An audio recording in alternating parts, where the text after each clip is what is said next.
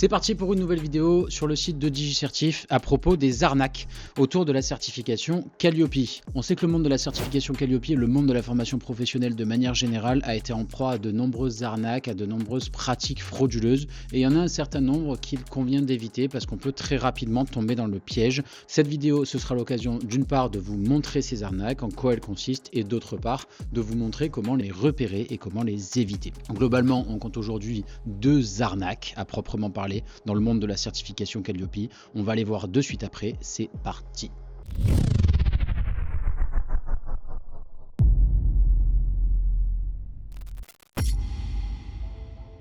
L'une des escroqueries les plus fréquentes dans le monde de la certification Calliope, c'est celui du faux accompagnement. Alors là, il faut faire en effet très attention. L'accompagnement à la certification Calliope, c'est donc une prestation qui est censée être fournie par un auditeur qualité, qui va donc mettre en place le processus qualité conforme au RNQ dans votre organisme de formation. Et donc le moment venu, il y a un certain nombre d'organismes frauduleux qui se sont créés et qui ont proposé des accompagnements qui en fait étaient totalement inexistants.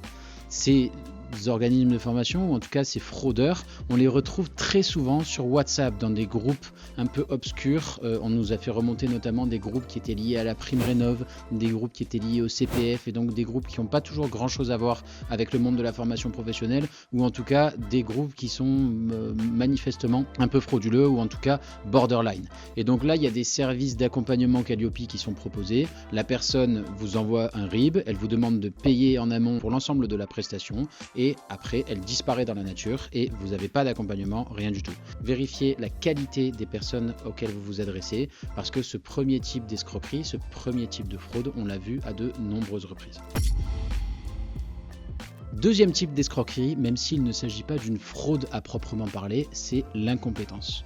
L'incompétence, car en réalité, depuis 2019 et 2020, depuis l'émergence de la certification Calliope, on constate une hausse manifeste et exponentielle du nombre d'organismes de formation et donc du nombre de demandes de certification Calliope. Il y a assez peu de chiffres officiels qui sont fournis par les autorités administratives concernant le volume d'organismes de formation en France, même si on sait aujourd'hui que le volume s'articule entre 120 et 140 000 organismes de formation, mais néanmoins on a un rapport qui a été déposé en 2023 par la DREETS d'Occitanie qui explique qu'en 2019 ils ont compté 1700 demandes de NDA, en 2023 ils comptent 3400 demandes de NDA. Donc la hausse du nombre de NDA est de plus de 90%. Donc, globalement, ce qu'on retrouve en Occitanie, on le retrouve partout en France. Vous avez une demande qui a explosé du nombre de créations d'organismes de formation et une demande qui a explosé d'autant du nombre d'obtentions de la certification Calliope. Et face à ce succès de Calliope, vous avez tout un tas de gens qui se sont découverts du jour au lendemain des compétences en qualité qu'ils n'ont pas et donc ils ont proposé des accompagnements Calliope alors qu'ils étaient en réalité totalement incompétents pour les proposer. Donc c'est pas une fraude à proprement parler parce que c'est pas nécessairement, il n'y a pas forcément une volonté malhonnête de tromper, mais en attendant vous vous retrouvez face à des indépendants qui vous proposent de vous préparer à la certification Calliope alors qu'ils n'y connaissent rien et seront dans l'incapacité totale de vous assurer une préparation conforme au référentiel national qualité. Voilà globalement pour les 2 grands types de fraude et d'escroquerie qu'on retrouve dans le monde de la certification Calliope. De manière générale, vous avez tout un tas de pratiques qui se démocratisent, j'allais dire, mais c'est peut-être pas le bon mot. En tout cas, des pratiques qu'on retrouve de plus en plus présentes dans le monde de Calliope et je vous recommande d'être vigilant. Si vous sentez pas le truc, n'y allez pas. Vous avez notamment tout un tas d'organismes de formation qui proposent des organismes de formation clés en main à vendre à 0 km. C'est des pratiques qui sont un petit peu douteuses et que je ne vous recommanderais pas du tout. Vérifiez en amont, on va le voir dans cette seconde partie, mais vérifiez en amont la qualité des gens auxquels vous vous adressez avant de vous engager. Donc maintenant qu'on a vu ces arnaques, on va vérifier comment les éviter. La première chose, c'est qu'il faut absolument vérifier la qualité des gens auxquels vous vous adressez. Et donc pour ce faire, il n'y a rien de mieux que regarder les avis des clients. Ça peut paraître banal parce qu'aujourd'hui c'est quelque chose qu'on retrouve partout et qui est fait par un certain nombre d'entre nous de manière systématique. Mais en attendant, c'est toujours bon de le rappeler.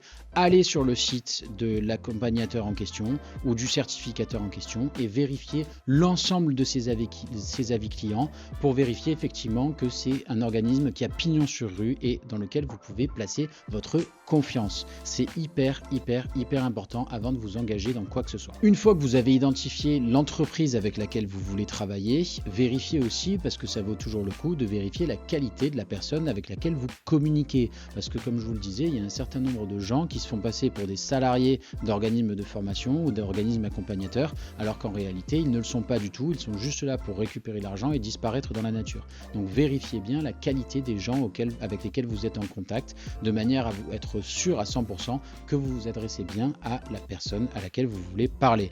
Et pour ce faire, privilégiez plutôt les mails, évitez les canaux de communication style groupe WhatsApp que j'évoquais tout à l'heure, qui sont pas très fiables. Privilégiez les mails et privilégiez les appels téléphoniques avec cette personne, de manière à être sûr que effectivement vous vous adressez bien au personnel de l'organisme auquel vous voulez vous adresser. Enfin, et de manière générale, privilégiez les contacts par écrit, privilégiez les écrits et vérifiez la qualité de vos interlocuteurs, notamment en lisant les contrats qu'ils vous proposent. Même s'il ne s'agit pas d'être un juriste dans l'âme et de lire la totalité des conditions générales d'utilisation et des conditions générales de vente de votre prestataire, il convient quand même de jeter un œil, je pense, ça vaut le coup, de jeter un œil à tout ça, de manière à être sûr qu'effectivement vous êtes face à quelqu'un qui est fiable. C'est la fin de cette vidéo, j'espère qu'elle vous a plu. N'hésitez pas à vous rendre sur le site de DigiCertif, vous verrez tout un tas d'informations, notamment sur notre blog où on rédige très régulièrement des articles.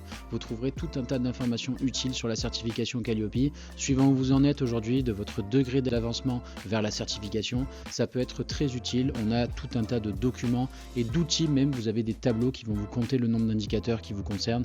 Bref, vous avez tout un tas d'éléments utiles sur notre site internet, donc n'hésitez pas à vous y rendre. Si cette vidéo vous a plu et si vous avez appris quelque chose, n'hésitez pas aussi à la partager ou juste même à envoyer un petit like. C'est toujours utile pour nous et ça nous pousse à aller plus loin et à proposer de nouveaux contenus. On se retrouve très vite pour une nouvelle vidéo. À plus.